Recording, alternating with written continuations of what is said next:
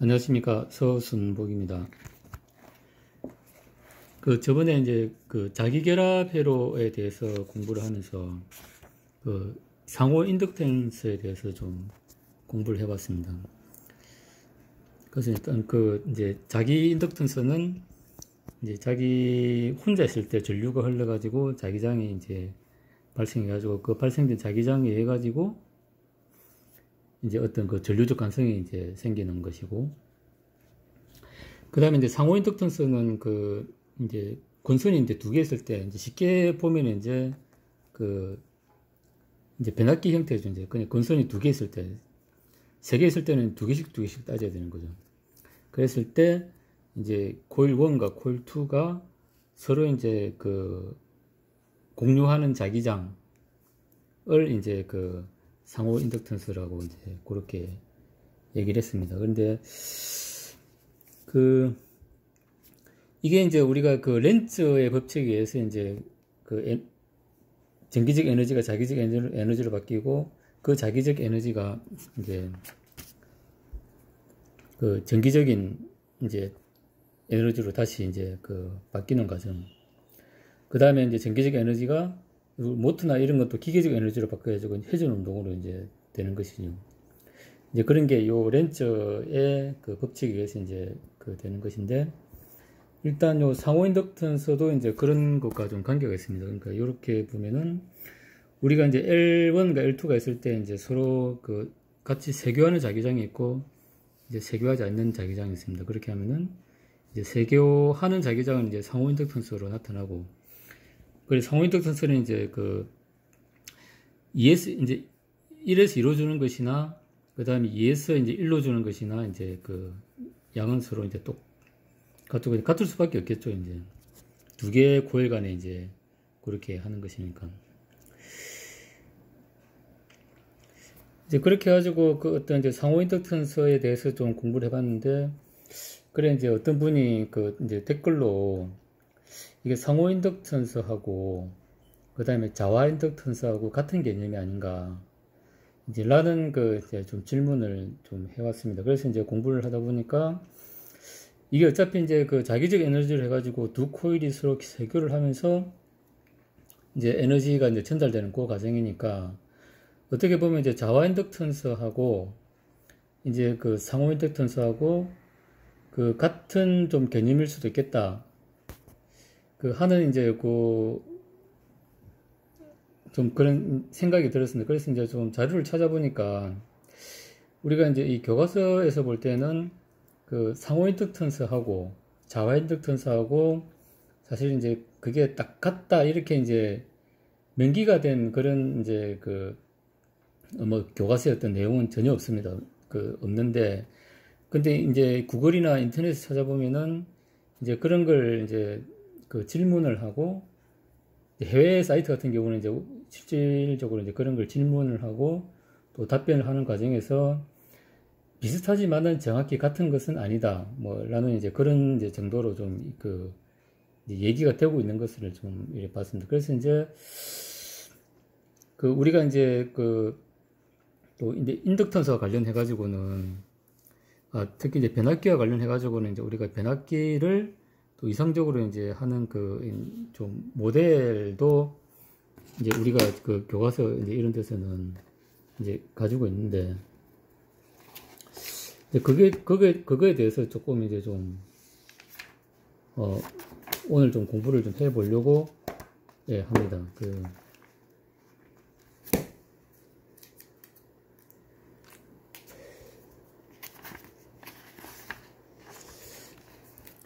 그래서 이제 여기 이제 보면은 이제 이 책은 옛날에 이제 산 이제 요 책입니다. 이제 이 책에 있는 내용인데, 이제 여기에 보면 우리가 이제 흔히 사용하는 변압기의 이제 등가 모델이 좀 잘 나와 있습니다. 그러니까 우리가 이제 쉽게 이제 알고 있는 것은 이제 이 이상적인 이제 변압기죠. 이제 권선 두 개가 있고, 그 다음에 그때 이제 이게 프라이머리 세컨더리인데, 이제 프라이머리에서 이제 어떤 AC 전압을 주면은 권선 비에 의해 가지고 전류와 전압이 바뀌면서 이제 2차 측에 이제 VS하고 IS 이제 전압 전류가 나타납니다. 그때 우리가 이제 그 교과서에서 보는 게 이제 2차와 1차의 어떤 비는 그 다음에 이제 건선비하고 같고, 그 다음에 전류의 비는 이제 건선비와 서로 이제 역수관계,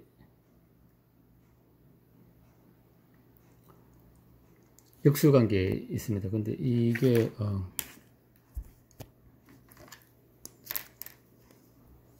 예, 잘못됐네요. 이게 S하고 P가 돼야 되겠죠. 그 전압은 이제 이게 무슨 얘기냐면 이제 전압은 건선비대로 간다는 겁니다. 그러니까 예를 들어 가지고 NP가 이제 10톤, NS가 100톤이다. 그러면은 그 이제 VS는 여기 10V면은 이제 10배 되니까 이거는 이제 100V가 된다는 얘기죠. 그 다음에 여기가 이제 그 10톤이고 여기가 한 톤이라고 하면은 여기 10V 넣으면은 여기는 1V가 된다는 얘기죠. 근데 대신에 우리가 이제 전력을 전달할 때 전력을 전달하는 에너지는 동일해야 되기 때문에 그 전압이 커지면 전류는 작아집니다. 전류는 작아지고, 그러니까 이게 10대 100이면은 전압은 100V가 되지만은 전류는 이제 10분의 1로 감소한다는 거죠. 그 다음에 이제 그 건선비가 이제 10대 1이면은 전압은 이제 1V로 작아지지만 전류는 그만큼 커진다는 거예요. 그러니까 이제 여기서 이제 일자 측에서 전달된 그 에너지가 이제 에너지는 같다는 거죠. 이제 그 우리가 이제 그 P는 VI로 볼 때 그 V와 그러니까 전체 전력은 이제 똑같은데 전압이 커지면 전류가 작아지고 그 다음에 전압이 작아지면 전류가 커진다 하는 게 이제 우리 그 알고 있는 트랜스의 이제 기본 공식입니다. 근데 이제 요걸로 되면은 사실 좋은데 이제 그 우리가 실질적인 변압기는 아주 이제 다양한 이제 그 내부 어떤 이제 좀 그 아날로그적인 그런 특성이 있습니다. 그래서 이제 이런 어떤 이상적인 변압기가 실질 변압기에서는 이제 이렇게 이제 바뀐다는 겁니다. 그 제가 이제 요 그 댓글에도 그 이제 유튜브에서 찾은 인덕턴스와 변압기와 관련된 좀 좋은 강의들이 있어가지고 그 유튜브 댓글에다가 그 이제 좀 달아놓겠습니다. 그러면은 그걸 좀 참고하시면 좀 이제 요 변압기의 어떤 모델에 대해서도 어떻게 이제 되는지에 대해서 설명이 잘 됐기 때문에 일단 좋을 것 같습니다. 일단 이제 보면은 그 이제 우리가 이제 가장 큰 거는 이제 그 건선비가 있는 거죠. 건선비에 따라서 이제 요거는 이제 우리가 이상적으로 하는 이제 요대로 이제 전력이 전달되는 그 변압기를 이제 의미하는 거고, 그 다음에 여기서 이제 그 아까 이제 상호 인덕턴스와 이제 좀 그런 그 좀 유사한 개념이 나오는데 뭐냐면은 이제 우리가 그 여기다 흐르다 보면 이제 자화 인덕턴스라는 게 있습니다. 자화 인덕턴스. 그러니까 이제 우리가 그 전류를 흘리면은 자기장이 생성돼 가지고 그 이제 서로 이제 자기장이 형성되는 그 전류가 있을 겁니다. 이제 그 전류가 흘러가지고 이제 트랜스포머를 전체적으로 자화를 시키는 그걸 이제 자화 인덕턴스라고 하는데, 요게 이제 보면은 이 자화가 된다는 거는 이제 결국에는 트랜스포머에 이제 전류가 흘러가지고 이제 상대편에도 이제 그 자기장이 이제 전달된다는 거죠. 그러면은 요 자화 인덕턴스를 이제 그 상호 인덕턴스 개념으로 볼 수 있지 않냐 이제 하는 게 이제 그 이제 이제 좀 질문하시는 분의 아이디어 같고, 그 저도 이제 이 정확하게 어떤 문헌에서 이제 콕 집어서 이제 똑같다는 거라는 걸 찾지는 못했지만은 이제 그게 좀 이제 어떤 좀 유사한 개념이다는 거에 대해서는 좀 그런 생각이 듭니다. 그래서 이제 우리가 여기 보면 이제 이제 요런 이제 이상적인 이제 이 트랜스포머가 이제 실질적인 이제 부분에서는 이렇게 이제 된다는 건데, 이 하나하나 따져보면 이제 이렇습니다. 그러니까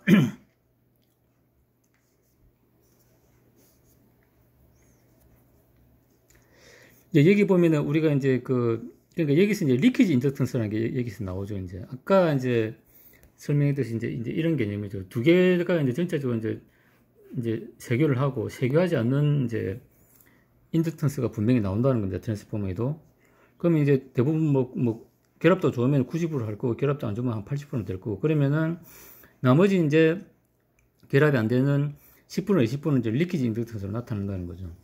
그래서 이제 1차도 마찬가지고 2차도 마찬가지고, 그러니까 두 개가 서로 이제 해교하지 않는 부분은 리키지 인덕턴스로 나타난다는 겁니다.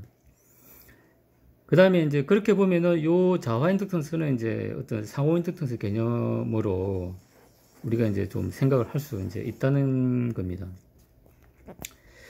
그 다음에 이제 요 RP 같은 경우는 이 책에는 이제 RP에 대한 어떤 설명은 이제 나와 있지는 않은데, 이제 우리가 이제 권선을 감으면 이제 권선 이제 저항이 존재할 겁니다. 그러면 이제 우리 구리선에도 이제 걔가 초전대체가 아닌 이상은 전류에 대한 저항이 생기겠죠, 이제. 그래서 이제 권선 저항에 대한 부분이 이제 생기고, 그 다음에 리키지 성분이 이렇게 이제 생기는 겁니다. 그 다음에 이제 자화 전류가 흘러가면은 이제 자화 인덕턴스가 생기고, 요게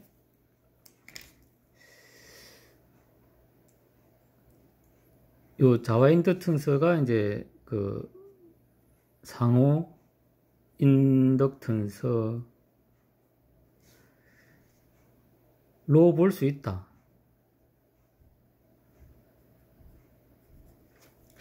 일단 뭐 이 정도로 좀 생각해도 좀 좋을 것 같습니다.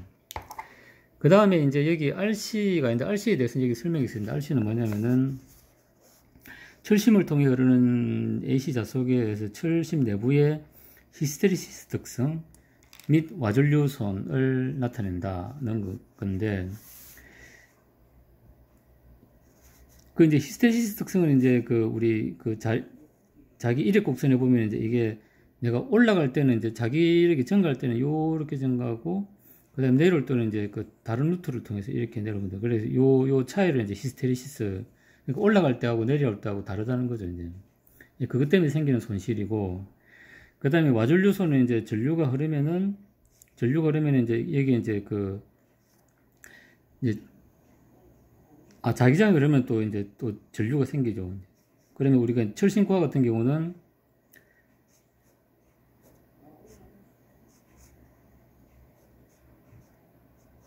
이제 이렇게 이제 자기장이 그러면 이제 자석이 그러면 여기 이제 여기 와전류가 이렇게 이제 생기는데, 이제 이렇게 되면 이제 이 와전류 선에 의해 가지고 또 철에 이제 열이 나고 이러기 때문에 효율이 떨어지는 거죠. 그래서 이제 하는 게 여기 이제 철판을 넣어가지고 이제 와전류는 이제 요 면적이 생기기 때문에 요 철판을 아주 얇게 하면 와전류가 이제 적어진다는 겁니다. 그래서 이제 보통 우리 대전류 이제 뭐 일반적으로 페레트 코어 같은 경우는 빼고, 이제 철심 코어를 쓰는 경우는 이제 대부분 철판으로 이렇게 이제 적청을 쌓아가지고 하는 이유가 이제 와전류선을 줄이기 위해서 그렇게 한다, 이렇게 보시면 될 것 같습니다. 그래서 이제 요 설명도 이제 유튜브 영상에 잘 나와 있기 때문에 그걸 이제 좀 참고를 하시면 될 것 같습니다.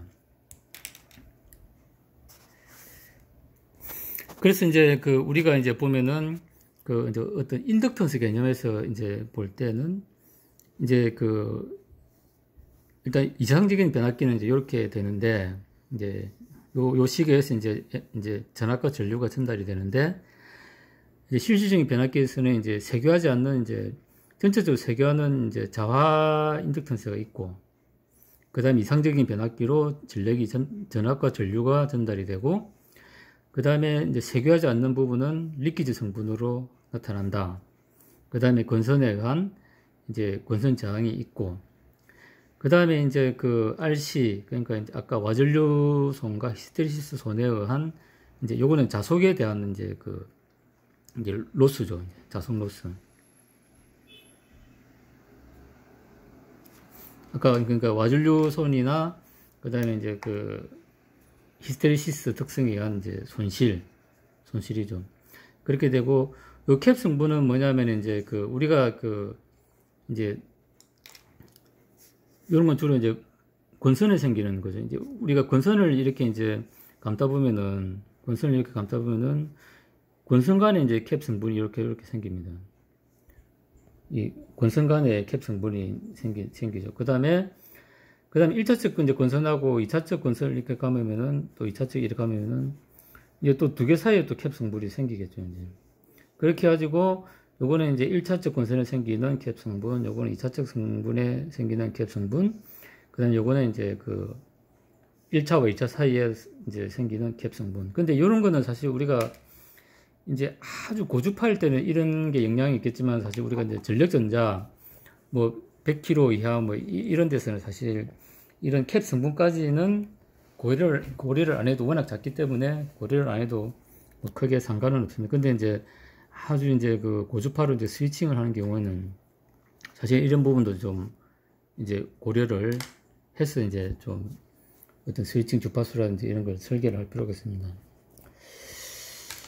이제 그래서 그 우리가 이제 그 트랜스포머의 어떤 등가 모델을 이제 그 좀 살펴봤는데, 이제 그래서 우리가 흔히 얘기하는 이제 교과서에서 얘기하는 어떤 자화 인덕턴스라는 개념이 어떤 상호 인덕턴스의 어떤 개념과 좀 유사한 측면이 있다. 이제 는 것에 대해서 이제 좀 이건 확실한 건 아니기 때문에, 근데 전체적으로 이제 이렇게 볼 때 이 자화 인덕턴스 성분이 상호 인덕턴스와 유사한 개념이다. 예, 좀 요렇게 이제, 왜냐하면 자화를 시킨다는 것은 내도 자화가 되지만 내가 자화되는 순간 당연하게 이제 그 2차측도 자화가 되겠죠. 이제 철심코어로 연결이 되어 있기 때문에. 그래서 이제 그리고 우리가 이제 그 상호 인덕턴스는 1차에서 2차로 주는 거하고 2차에서 1차로 주는 거하고 양이 이제 똑같지 않습니까? 그러면은 내가 1차에서 이제 생성시키는 그 자화 인덕턴스는 결국에는 2차에서 내 쪽으로 생기는 이제 자화 인덕턴스와 같기 때문에 결국에는 이게 이제 상호 인덕턴스와 같은 개념으로 생각할 수 있지 않나. 이제 그렇게 이제 우리가 그 이제 추정을 해볼 수 있습니다. 그래서 이제 여기서 조금 이제 궁금한 게 생기는 게, 그러면은 일단 이런 L값과 뭐 상호 인덕턴스 마찬가지지만 이제 일리키 인덕턴스, 자기 인덕턴스, 그 다음에 상호 인덕턴스, 이런 인덕턴스 개념이 있는데, 이런 인덕턴스 개념과 그 다음에 이제 에너지 전달은 어떻게 되냐. 그러니까 이제 이게 우리가 이제 트랜스포머를 설계하다 보면은 그 L값이 엄청 크다고 전력을 많이 전달하는 것도 아니고 L값이 작다고 전력을 적게 전달하는 것도 아닙니다. 근데 L값은 작은데 그 이제 뭐 트랜스포머나 변압기 너무 주목만 하기도 하고, 뭐 어떤 경우는 제 가슴 턱만 하고도 이렇게 뭐 그런 것도 있고, L값은 엄청 큰데 뭐 진짜 그 이제 엄지손가락만한 이런 변압기도 있는 거죠, 이제. 그래서 우리가 이제 그 이게 인덕턴스가 크다고 전력을 많이 전달하고 인덕턴스가 작다고 전력을 적게 전달한다는 것은 절대 아니라는 겁니다. 그래서 무슨 얘기, 이제 그러면 이제 전력 전달과 이제 그러니까 에너지 전달과 인덕턴스와는 과연 그 어떤 관계가 있을까 하는 것에 대한 좀 궁금증이 생길 수가 있습니다. 그래서 이제 조금 정리를 해봤는데, 일단은 우리가 인덕턴스라는 것은 어떤 그 전류, 그러니까 어떤 그 시간에 대한 자속의 변화량입니다. 그러니까 인덕턴스는 시간에 대한 자속의 변화량을 나타내는 것이지 그 자체가 에너지 전달의 어떤 크기를 나타내는 것은 아니라는 겁니다. 그러니까 순수하게 인덕턴스라는 것은 어떤 비의 개념이라는 거죠. 그러니까 이제 시간적으로 얼마나 자속이 빨리 이제 증가하냐, 빨리 감소하냐, 는 거죠. 그래서 우리가 이제 그 보면은 인덕턴스를 이제 이렇게, 그러니까 이제 트랜스포머에 이제 권선을 이렇게 감았을 때 시간에 대해서 이제 자속이 그러니까 변하고, 거기다가 이제 그 권선 이제 수를 곱하면은 유도되는 전압이 나옵니다. 근데 거기서 우리가 이제 전류의 변화량을 이렇게 이제 분모분자에 넣으면은 이제 그 결국에는 우리가 이제 그 전류가 변해야 자속이 변하죠. 그러니까 이제 그래서 우리가 전류의 변화량으로 이제 바꾸고 그 다음에 전류에 대한 자속의 변화량과 그 다음에 이제 그 권선수를 인덕턴스라는 개념으로 이렇게 하나 묶으면은 이제 요 우리가 흔히 이제 전력전자에서 흔히 얘기하는 코일 설계나 변압기 설계할 때 주로 쓰이는 V는 L의 DT분의 DI라는 요 식이 나옵니다. 그 다음에 이제 코일이 두 개일 때는 이제 상호 인덕턴스, 그러니까 자기 인덕턴스에 의한 영향도 있고, 그 다음에 이제 두 개가 서로 주고받으니까 이제 상호 인덕턴스에 대한 이제 개념이 있다는 거죠. 그러니까 결국에는 우리가 인덕턴스가 크다고 에너지를 많이 전달하는 게 절대 아니고, 인덕턴스가 작다고 에너지를 적게 전달하는 것은 아니다. 단지 그냥 이제 얘는 인덕턴스라는 것은 이제 시간에 대한 자속의 변화율을 나타내는 거다. 그럼 자속의 변화율은 결국에는 전류의 변화율에 의해서 이제 나타나는 것이기 때문에 이제 그 권선 가문수와 전류에 대한 자속의 변화율을 인덕턴스라고 묶으면은 우리가 이제 나타나는 전압의 어떤 부분은 인덕턴스의 이제 그 전류에 대한 시간의 변화량으로 우리가 나타낼 수 있다.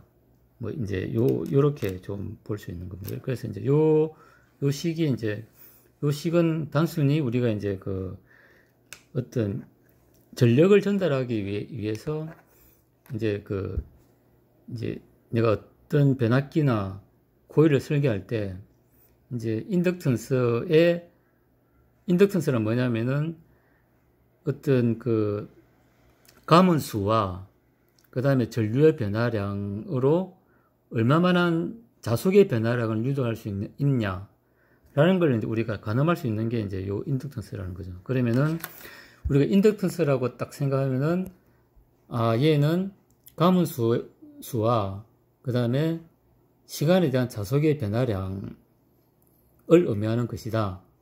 그 다음에 자속의 변화량은 결국에는 전류의 변화량으로 우리가 나타낼 수 있기 때문에 내가 전류를 어떻게 조절하느냐에 따라서 자속의 변화를 이제 유도할 수 있고, 거기에 따라서 가문수와 연관해서 내가 이제 만들려는 전압을 낼 수가 있구나.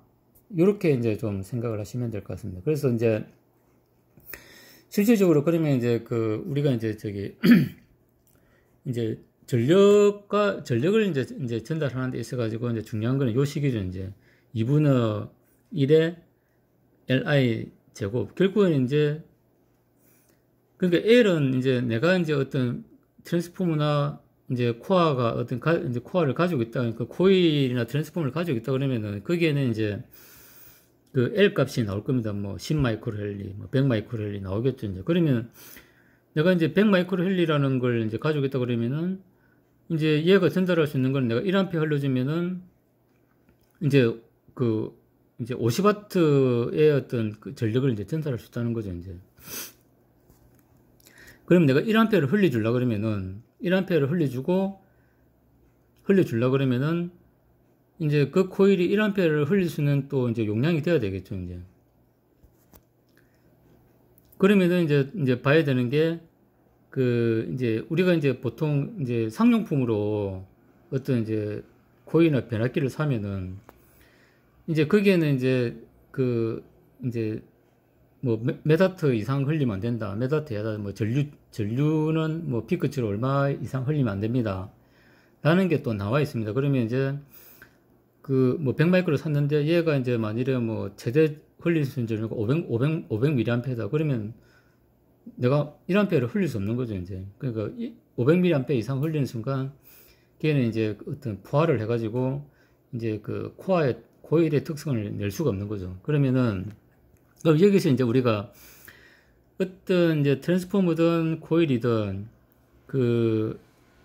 이제 우리가 이제 전력을 이제 크게 전달하는 놈들은 보면 되게 큽니다. 크고, L값은 좀 작은 편이고, 그 다음에 이제 조그만 전력을 전달하는 것은 보면 되게 좀 L값이 크면서 크기도 작습니다, 이제. 그게 어디서 나타나는가 하면은, 이제 에너지 이제 전달하는 이제 여기서 나타나는 거죠. 결국은 이제 그만한 전류를 내가 1A 전류를 흘렸을 때, 내가 1A 전류 흘렸을 때, 요 인덕턴스 100 마이크로 헬리를 만들어내려고 그러면은, 이 코어의 재질이나 코어의 단면적이 사실은 받쳐줘야 된다는 겁니다. 내가 1A를 이제 흘리려고 이렇게 하는데, 코어 재질이나 코어 단면적이 걔를 이제 너무 작아가지고, 이제 내가 1A를 흘려가지고 전력을 전달하려고 그러면은, 최소한 이제 예를 들어 이제 100웨버라는 이제 자속이 발생해야 되는데, 이제 페라이트 코어 재질이나 그 다음에 이제 요 코어 단면적이 작아가지고 10웨버도 이제 내지를 못한다 하면 이제 내가 원하는 전력을 전달을 할 수가 없는 거죠. 이제. 그래서 우리가 이제 에너지 이제 전달의 관점에서, 그러니까 우리가 이제 인덕턴스나 상호 인덕턴스, 자화 인덕턴스, 이런 인덕턴스라는 개념이 이제 딱 이제 붙으면은 얘는 단순히 비율이다는 겁니다. 비율이지 그 자체가 어떤 이제 에너지를 많이 전달하고 적게 전달하고 하는 그런 개념과는 전혀 무관하다는 겁니다. 단지 얘는 이제 내가 어떤 전류를 이렇게 흘렸을 때 이제 어떤 자속의 어떤 변화율을 나타내는 것이지, 자속이 얼마나 생성된다는 어떤 자석의 총량을 의미하는 것은 절대 아니라는 거죠, 이제. 그러면 내가 이제 에너지를 전달하려고 그러면은 내가 흘린 전류가 이만큼일 때, 1A일 때, 100웨버라는 이제 자속을 발생시킬 수 있는 이제 코어 재질이나 그 다음에 코어의 단면적이 필요하다는 겁니다. 그러니까 내가 에너지를 이제 크게 전달하는 놈은 이제 변압기나 코일이 이제 사이즈가 클 수밖에 없고, 그 다음에 에너지를 이제 적게 전달을 해도 되는 거는 이제 코일이나 변압기의 크기가 이제 작아진다는 거죠. 그러면 우리가 에너지 전달의 관점에서는 결국에는 이제 인덕턴스는 비율이기 때문에, 그 다음에 이 전류를 이제 생각해야 된다는 거죠. 그러면은 얘는 이제 우리가 이제 전류의 어떤 전가 비율, 그러니까 이게 우리가 이제 보면 이제 전류의 전가 비율, 요 DT라는 부분은 내가 이제 스위칭하는 이제 주파수하고 관련해서 이제 빠르면은 이제 좀 같은 전압을 이제 이 시간이 엄청 이제 이게 이제 빠르면은 빠르고, 그 다음에 이제 이 DI 이제 증가율도 이제 크게 하려고 그러면 L 값이 이제 좀 이제 작아야 되겠죠. 근데 내가 이제 특정 주파수에서 요 DI 비율을 만일에 이제 내가 이렇게 스위칭을 한다 고 할 때, 내가 이제 요렇게 이제 스위칭을 하려고 그러면은 이제 전류의 변화를 이렇게 가져가려고 그러면은 L이 작아야 되겠죠. 근데 대신에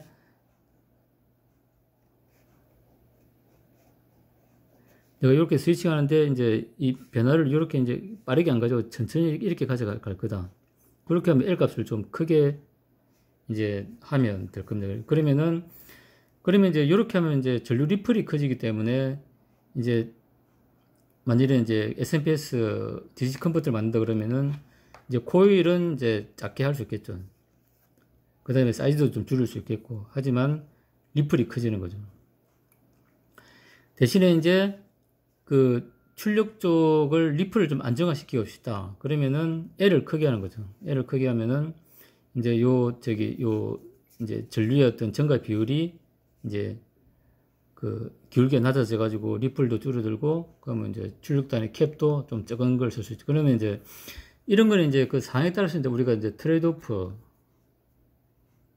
해가지고 내가 이제 요 V는 L에 DT분의 DI로 해가지고 이제 코일을 좀 크게 가지고 출력의 캡 양을 줄이는 게 효과적인지, 아니면 이제 L 값을 작게 가지고 리플을 좀 크게 하더라도 요 이제 L의 사이즈를 출력인데 캡은 좀 느리더라도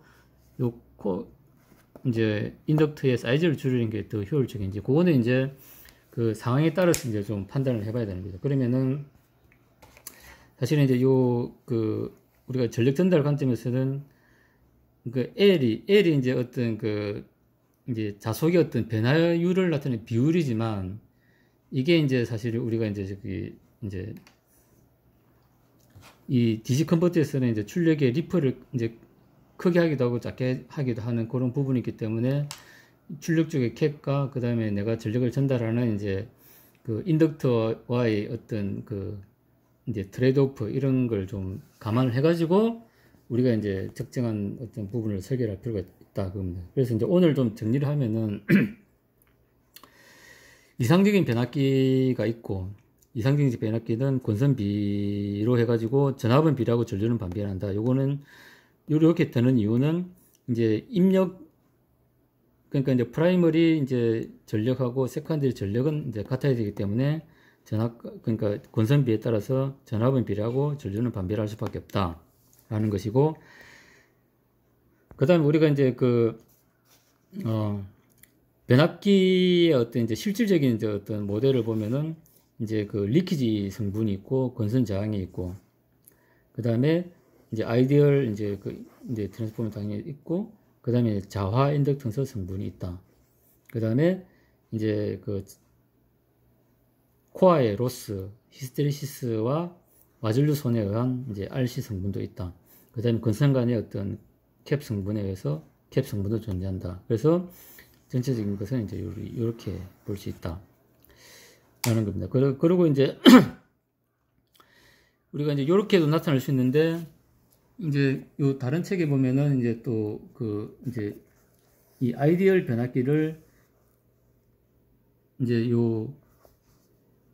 얘를 빼고 1차적 관점에서 기술을 하기도 하고 2차적 관점에서 또 기술을 하기도 하고, 이제 이렇게 하면 우리가 이제 키로요프 법칙으로 이제 사실 해석이 쉬운 거죠. 그러면 우리가 이제 변압기나 이제 특히 모터 같은 경우는 이제 이렇게 해석을 많이 합니다. 그러니까 이제 이렇게 한다는 것도 우리가 알아두면 좀 좋을 것 같습니다. 기본은 이제 이런 개념이고, 그래서 이제 이상적인 변압기에서 일단 자화 인덕턴스라는 성분이 있고 리키지 성분이 있다.